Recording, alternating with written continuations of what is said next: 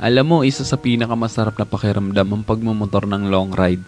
Yung tipong pagsakay mo pa lang ng motor, pagpaandar ng engine, may mararamdaman ka ng kakaibang saya. Dahil kapag nagmumotor ka sa mahabang biyahe, talagang nakakawala ng stress at ma-appreciate mo pa ang ganda ng mundo. Yung tipong habang nagmumotor ka, masasabi mo na lang sa sarili mo na, wow, ang sarap palang mabuhay. Ang ganda pala ng mundo. Lalo na kapag ang patakbo mo yung chill lang, yung ini-enjoy mo lang talaga ang moment.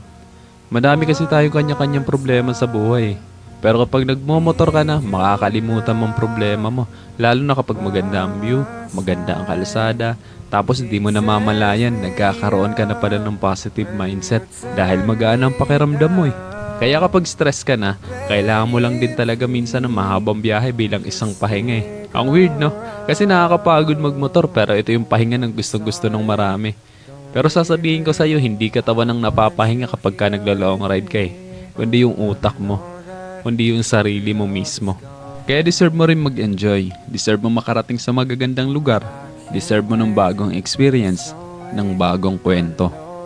Ang buhay ay isang mahabang biyahe. Madami kang pagdadaan ng iba't ibang uri ng kalsada. Malubak, mabuhangin, madulas.